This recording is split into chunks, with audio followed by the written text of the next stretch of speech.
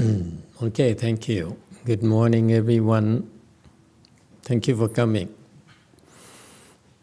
I noticed something. As we have more and more locations open at the same time, I think we're running out of manpower.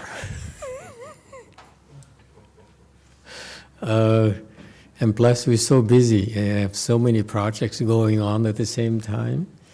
So for the Chan classes, they're basically two levels. If you're newer to Chan or newer to meditation, we should have a introduction or basic Chan session for you. And since we're running short, maybe we should do it online as well, or do an inter-temple, so that we have one instructor taking care of the introductory class. What do you think? Because I see that new people coming and they just say, oh, what do I do now? They get bored, the legs are hurting, and they don't know what to do. And everyone else looks so calm and happy. So, what's the matter with me? It takes time, okay? Chan meditation is like in everything else. You need time to work at it, and then eventually, when you get a hang of it, you like it a lot. Okay, it changes you, makes you. I like to think that the Chan practitioners we have, they stick around because they get a lot out of it, and they like it a lot. Okay. To me, you do things constantly because it's fun for you. It brings joy to your life. Okay, so that's what my experience with Chan has been.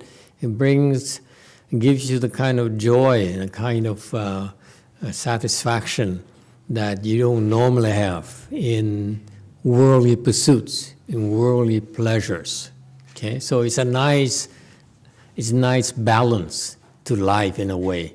You know, you go out and you enjoy time with your friends, and that's enjoyable.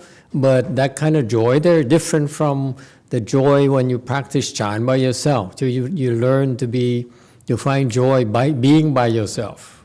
Okay, and so that's why it takes time for you to build up the skills. Like everything else, if it's worth it, you have to work for it. It doesn't come easy. But once you get a hang of it, it's very rewarding. That's all I want to say. So what do you see? The monks and nuns, you should talk among each other, yourselves, and have someone conduct the introductory Chan class, inter-temple or something, because I prefer not to have people confused and disappointed, and feel that Chan is not for them. Okay? Let's do that, please. All right. Does anyone have any questions? One of the things about our Chan classes is that you have a chance to ask a lot of questions. Yeah. And that's so important. I insist on that for two reasons. Number one is because of my difficult childhood, if you like to say. When I first started, I couldn't ask any questions. And I had so many questions. The more you sit, the more I sat, the more questions I had. The more questions I had, the harder it is to answer them. And lucked out in that I was able to continue. Typically, for a person like myself, if you don't have answers, you don't find competent people, then it's not for you. You go do something else rather than waste your time.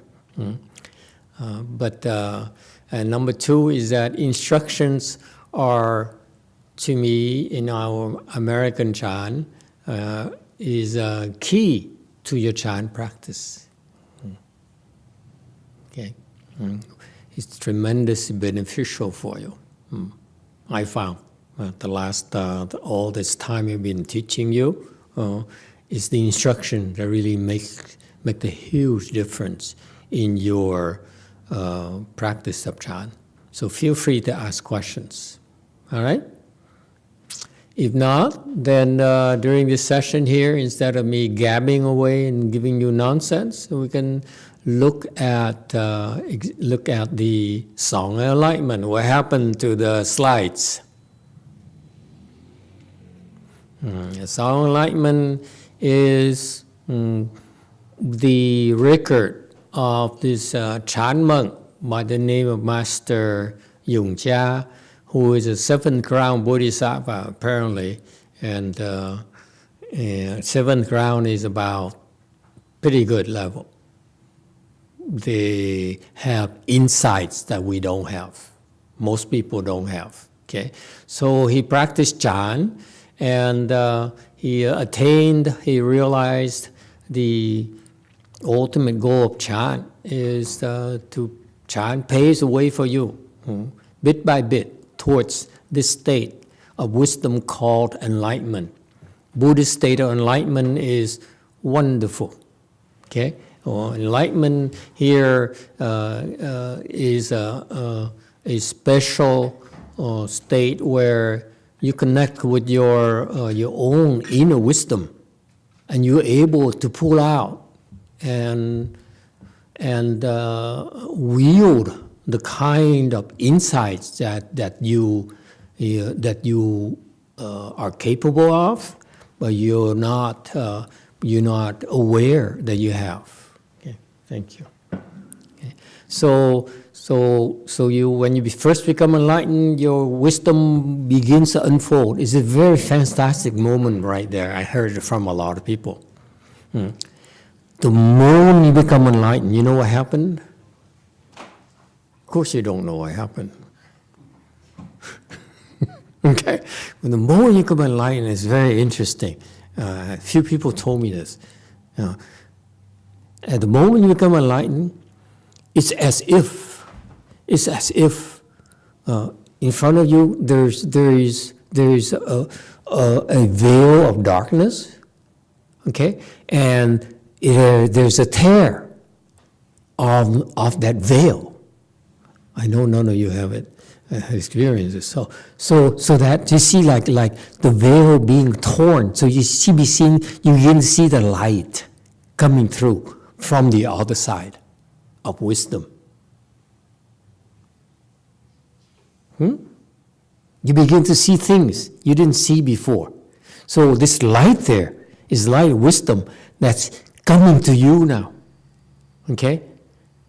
And that moment is very, very interesting, very special. All of a sudden, at that moment you become enlightened. Some of the people I know, okay, they experience that state, okay, where the curtain of darkness, of stupidity, of ignorance is being torn. So now you begin to see this slit of light coming through. Any questions? Yes, sir. 2. Yeah, I have a question because sometimes when I'm sitting and trying to meditate, I start feeling like my body is far from me or something like that. Mm-hmm. So I have just experienced this 1 or 2 times. Mm-hmm. The problem is that sometimes when I'm meditating, I start feeling something similar, and it's like I want to feel that, but just because I want to feel it, I stop feeling it. Mm-hmm. That's called greed. If it happens, it happens. Don't ask for it. Don't look forward to it. Don't be proud of it. It's a good state, but it's not a big deal. A very tiny, tiny state. It's nothing yet. Okay? It's just natural. Quite a few people also have that experience where they separate from their body. Okay? Even if they don't meditate, some people said, I sit there at work, all of a sudden I see myself floating up into the ceiling and looking back at me, sitting in the chair. Okay? Yes, and I said, don't meditate. You go crazy. No, those are, when you meditate, the rule of thumb is that whatever you can see, you experience is called a state. And you ignore the state. Whatever happens, you just watch it. You experience, observe, and that's it. You don't do anything. You don't react to it. Don't get excited, don't get depressed, don't get disappointed. It just comes and goes. It's not a big deal at a low level. The high level, that's when you get higher, that's when it makes sense for you to delve into it and try to develop the skills to do it consistently. At the low level, you can't. Okay, you don't want to. Because if you develop the ability to do it consistently at the low level, you'll be stuck. It's very hard for you to make further progress. So that's why we advise you until you become enlightened, don't pursue those things. You cannot help but abuse those things, number one. Number two, you become attached. You think it's cool, and you look forward to it.